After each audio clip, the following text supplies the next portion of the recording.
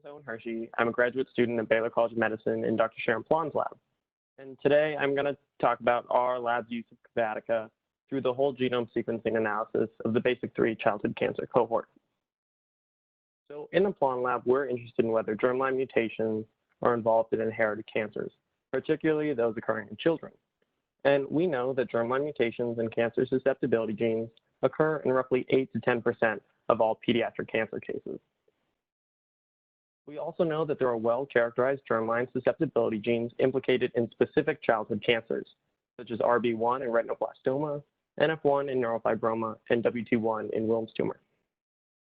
If we look at Wilms tumor and WT1 as an example, the first susceptibility gene was cloned in 1991. And since then, few other genes have been shown to confer susceptibility to Wilms tumor.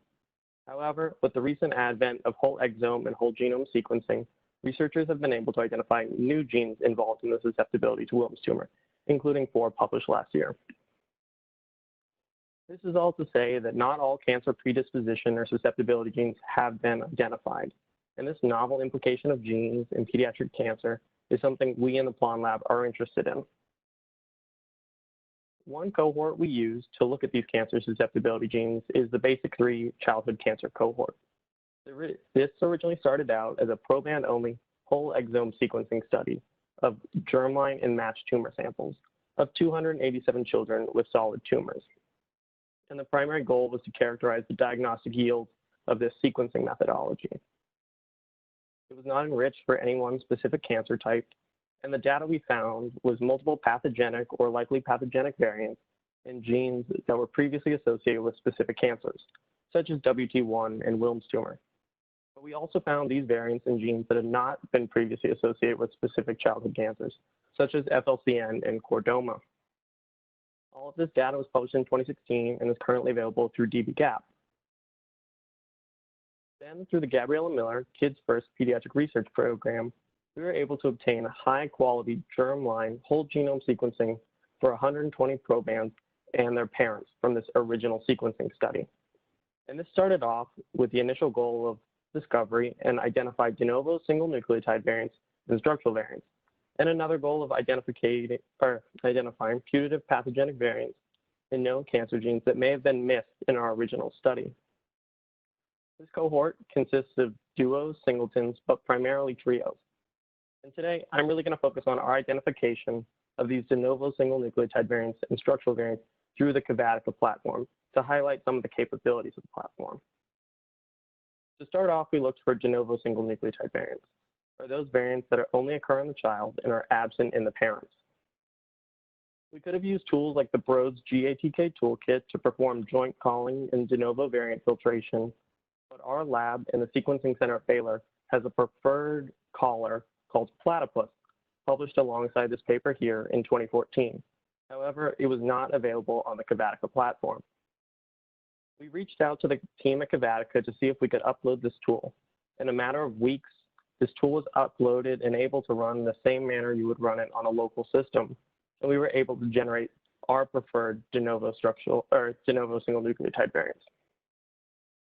And while we were able to generate these calls, we were also able to create a user-generated workflow shown here that allowed us to rapidly filter these variants and understand and make sure that we had true high-quality de novo variant calls.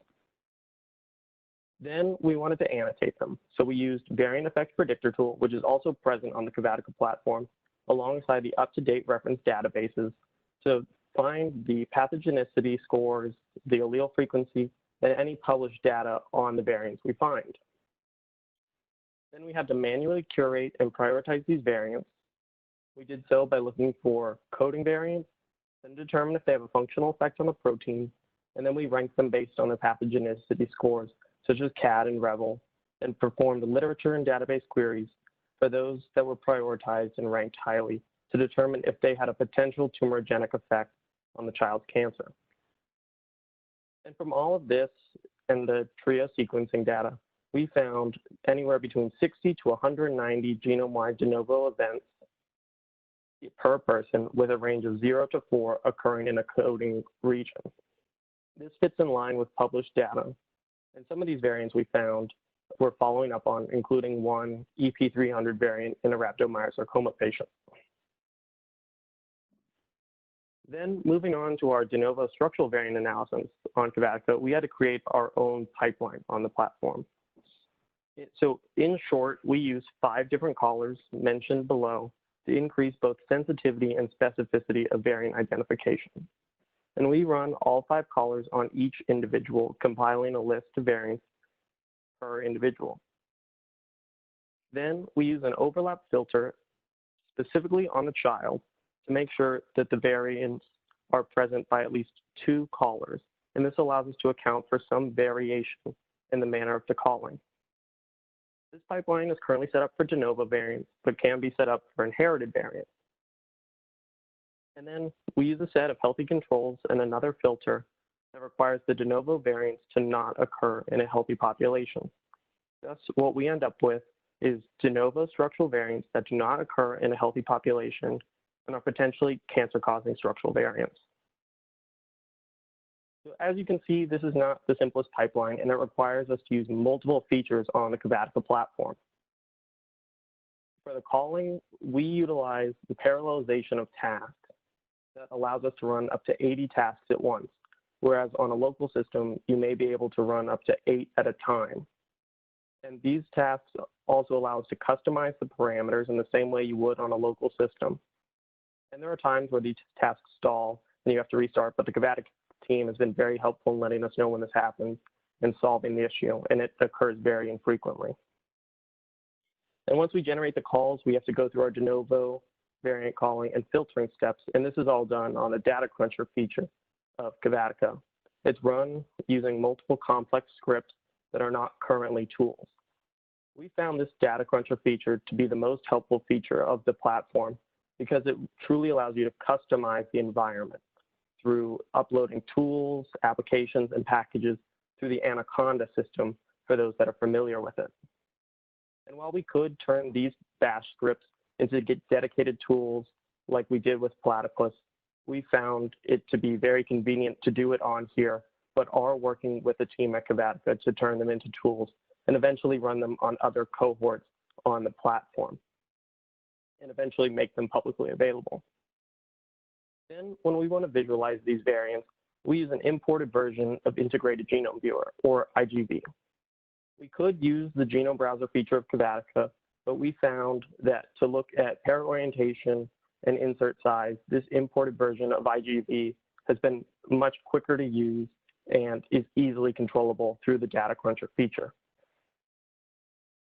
And while our pipeline is not a currently available tool, our lab has utilized the feature of uploading tools and sharing it widely on Cavatica. A former graduate student in our lab, Nanad Oak, created a tool that allowed for the analysis of microRNA sequence variation called Admire, published along this paper shown here. And upon request of a fellow Cavatica user, we were able to upload this tool and make it widely available to anyone used currently.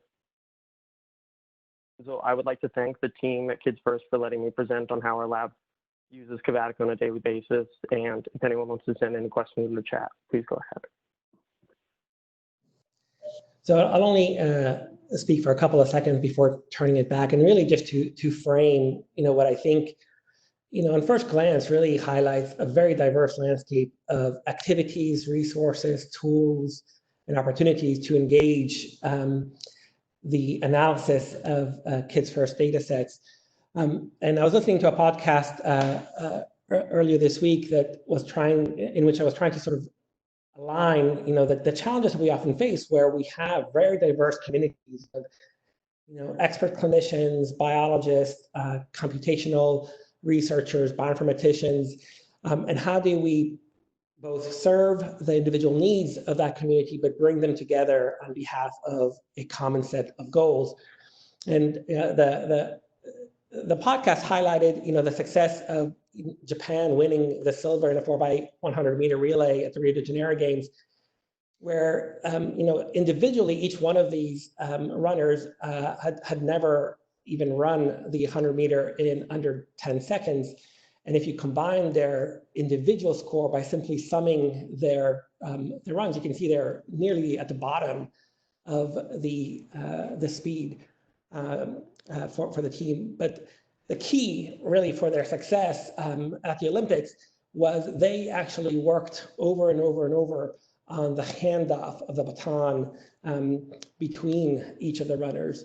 And by simply optimizing the handoff, they were able to leverage their individual strength to actually win the silver, defeating actually, some of the fastest teams in the world. And really, that's much of what we're trying to convey today as we move through really this methodology of starting with raw data sets that are available to the entire community, transforming them into a standardized information packet that is queryable, downloadable, or actionable. But where we are today, as we're moving forward through this process since 2018, is really working on this latter part. And so we began really with just the data ingestion and harmonization efforts in 2018, the launch of the very first portal in 2018, where users could implement a file browsing activity and their first Cavatica workspace environments. Vincent and the team partnered with us to build the first version of the cohort builder and some initial visualization in PDC Bio Portal. This is what the Japanese racers look like, but really what I was highlighting is passing the baton and then this workflow here. So for us, as we've moved through the different phases of data to information to knowledge to impact, our goal is always to try and pass the baton and create iterative tools of passing the baton between us and the user community and between the user community itself. And right now we're entering this final phase here, really trying to optimize on that interface between information to knowledge creation, as you saw at the beginning of the talks today with the Mayor-Zita Lab, and ultimately to patient impact through these collaborative interactions and partnerships across NIH platforms and user communities. And that's really going to be the key for our success, is the kind of community-based activities that you saw today.